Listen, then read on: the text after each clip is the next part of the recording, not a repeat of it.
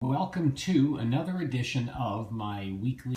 Shawn Casemore here. Whoa, that's bright, isn't it? Just wanted to take a few minutes this morning and talk to you a little bit about. Sorry, I'm going to get a better camera angle there. Just wanted to talk to you this morning a little bit about the one thing that I've found that really differentiates those who succeed from those who don't. And it really doesn't matter whether you're talking about succeeding in business, succeeding in sports with the Olympics currently in play. It really seems to be this one key area. And let me define for you what I mean by success. By saying success, achieving success, what I mean is you're gaining the most recognition for your contribution. So, for example, you might define success as money, right? You're in business, you're able to make a lot of sales or grow your business, and as a result, you receive a lot of money in recognition of or in reward for your talents. It might be in sports where success is more gained by, public recognition, awards, but again, a lot of what's behind that is endorsements and money, right? So, you define success. I'm not here to tell you what success is because I find a lot of people define success differently, right? But my point is there's this one thing that seems to stand between those who succeed and those they don't in whatever their adventure might be. And here's what it is, okay? And I'm sorry, there's not going to be a drum roll, but it's communication. It is simply, in my eyes, communication. That is how people communicate, their ability to communicate, how successful they are even in gaining the attention of other people. All of that really ties back to their ability to succeed. So let's look at this. Let me give you an example. If you look at some influencers in today's age on social media, okay, and again, I mean, you could look at guys like Tony Robbins, you could look at Grant Cardone, you could look at, you could look at even some of the political figures like Trump that are out there, and not to get into political discussions, right? But if you look at these people who are influencers, meaning they're getting a lot of attention, okay, you have to ask yourself, okay, how are they doing that? Because that attention is giving them some level of success, whichever success, however they define that success, in their field. So you say, okay, so they're doing that. How are they doing that? Well, they're communicating, right? They're communicating in ways that get your attention, good or bad. They're communicating in ways that, they're kind of proliferating their space, if you will, so that if you're anywhere near them or what they do, you'll hear about them from somebody, whether that be if you're writing books, social media, articles, interviews, television, etc., right? But all that, what's really behind that is they're communicating. Now, doesn't matter whether you like or not what they're communicating, they are communicating and they're effective at it. So when you understand that success really comes back to your ability to communicate, and I really truly believe that's the case. And I'm going to give you one more example in just a moment to kind of support my theory here. I wanted to share with you what are some tips, tricks, ideas you could use to become a better communicator. And the good news is this is not difficult. And I wrote some notes here when I was reflecting on this topic this morning a little bit based on a lot of the CEOs and executives that I meet in my travels as a consultant and speaker. So I travel across North America every week. Traveling to all different cities and meeting all different types of executives. This last week, for example, I was in Calgary, Canada, Calgary, Alberta, Canada, I should say, speaking to a group of executives there. The week prior, I was actually in New York doing the same thing. Sorry, battery is getting low. So with that said, here's what I find are some things you can do. As simple as they're going to sound, you can practice these to be a more effective communicator because it isn't rocket science. We've been communicating since the dawn of time, from the stone tablets to the cell phone, right, or smartphone. We've been communicating our entire existence. So here are some ideas. Number one, clarity. You want to make sure your messaging, regardless of who you're speaking with, is clear.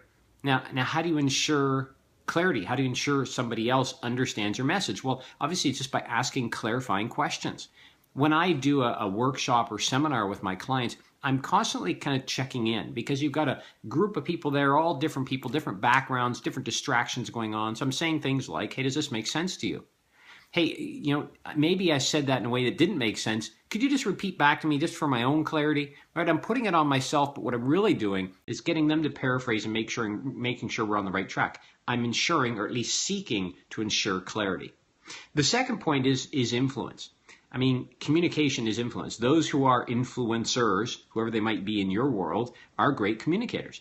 And what I really want you to do, if there's a little homework assignment here, is over the next week, pick somebody who you think is an influencer in your area, okay? You know, another guy that comes to mind is Gary Vee. Quite popular in the entrepreneurial world. Well, why is that? Well, he's an influencer. Well, how does he influence? He influences through his communications. It's the way he speaks.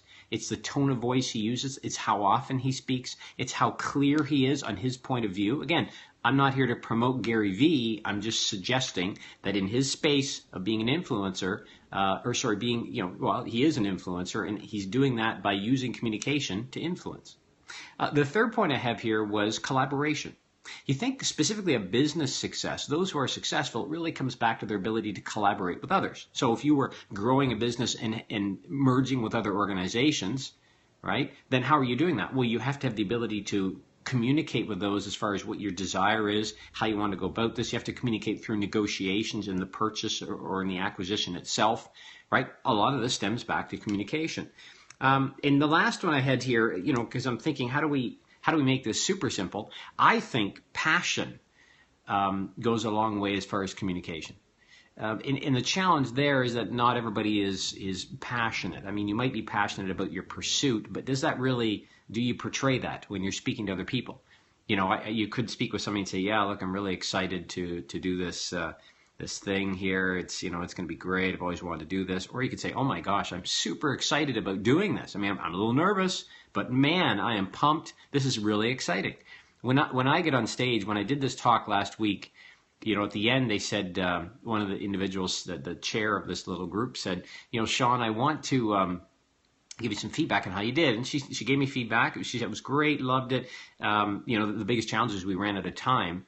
And I said, well, I can tell you, I can give you my feedback right now. I talk fast, and I do that because I'm so passionate about what I'm talking about. I get wrapped up in it, and you know, I need to try and slow down. But again, what I'm trying to do is that my passion comes out, and passion is contagious. So here's what I want to suggest to you, okay, as simple as it might sound, that ultimately if you want to be somebody who is successful, and you define what that success is, you have to be a great communicator. So how can you do that? Well, smile more often. Listen more than you talk. Ask questions, don't make assumptions, right? Let silence reign. When you're in a conversation, don't feel like you have to fill gaps of silence. Let that sit, right? In silence, there is power. I've written a ton of blogs on being an effective communicator because a lot of folks in leadership and some of the areas I do work really are interested in being a better communicator. So you can check out my blog at Casemore & Co. That's CasemoreAndCo.com/blog. Check it out. You can see the category in communication, pull up all sorts of articles there. You can also check out my weekly podcast, The CEO's Power Play, where I talk a lot about being an influencer as a CEO and executive. So I want to suggest this week, take a look at those around you who you think are great influencers and identify what they're doing in communication that makes them a great influencer. I think you're going to find it's not that complex or difficult, hence why they're able to do it, right? But the challenge becomes, how do you change your own habits to incorporate those new habits to make you an effective communicator? I appreciate you taking time out of your day to join me. Before you leave, make sure we connect on Twitter so I can share a few more ideas with you. I'd love to hear from you. It's at Shawn Casemore. And again, check out my blog if you want more articles on how to be an influencer and effective in communication. CasemoreAndCo.com, where you'll find my blog, my podcasts, and all sorts of other resources. Appreciate your time today. Have a fantastic week, and I'll talk to you again next Monday, 10 a.m. Eastern Standard Time. See you then. Take care.